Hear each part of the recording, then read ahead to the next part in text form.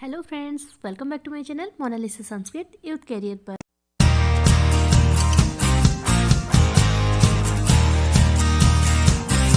Friends, आज शुरू करते हैं एक नया टॉपिक के साथ, जो कि संस्कृत साहित्य में महाकाव्य कहा जाता है। आप सभी ने संस्कृत के छात्र हैं तो थोड़ा बहुत तो पता ही होगा आप लोगों को कि जो संस्कृत में महाकाव्य कुल मिलाकर 5 होते हैं, जो कि कुमार संभवम, रघुवंश, किरातार्जुनीयम, शिशुपाल वध और नैषधीय चरितम।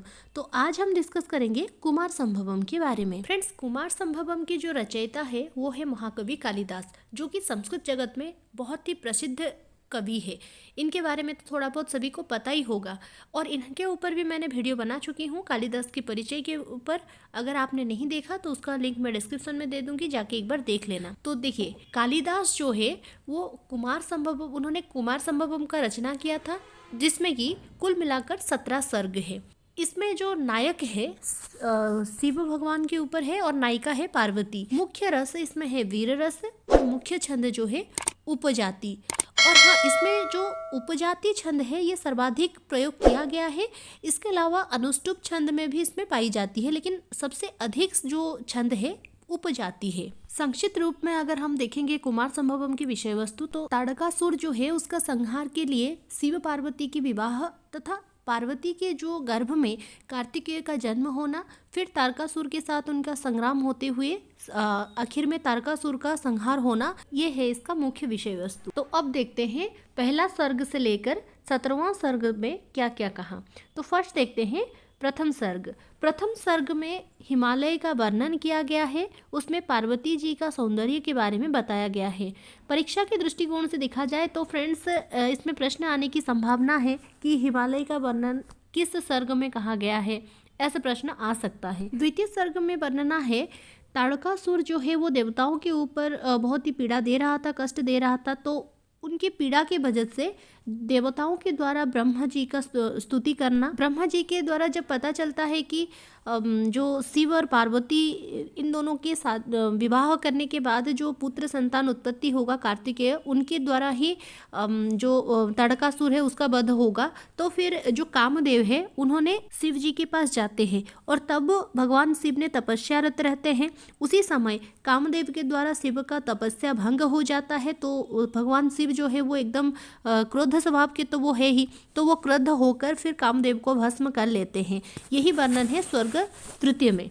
फिर जो चौथा सर्ग है इसमें रति विलाप का चित्रण किया गया है, जो कि परीक्षा के दृष्टिकोण से देखा जाए तो बहुत ही इंपॉर्टेंट है, क्योंकि कई बार प्रश्न आया है रति विलापस्य चित्रणम कस्मिन सर्गे भवति। तो याद रखना ये चौथे सर्ग में है। तो माता पार्वती ने भगवान शिव जी को पाने के लिए जो भी कठोर तपस्या किए थे, ये सर्ग पंचम में वर्णना किया गया है।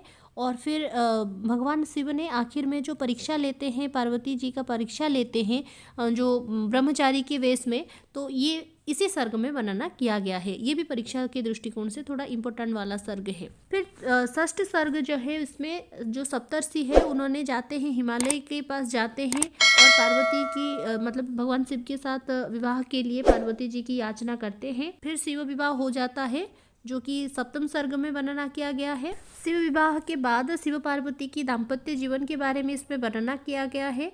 अग्निदेव का शिव के पास आना, फिर पार्वती जो है उनके गर्भ में कुमार कार्तिकेय का आगमन हो जाता है, उनके गर्भ में कार्तिकेय रहते हैं। फिर कुमार कार्तिकेय का जन्म होता है। कुमार कार्तिकेय का जो जन्म है वो सर्ग एकादश में होता है। याद रखना, जो परीक्षा के दृष्टिकोण से थोड़ा इंपॉर्टेंट है वो मैं बोलती जा रही हूँ, थोड़ा उसको नोट करते जाना फ्रेंड। फिर समय क्रम में कुमार कार्तिकेय का सेनापतित्व ग्रहण करना होता है।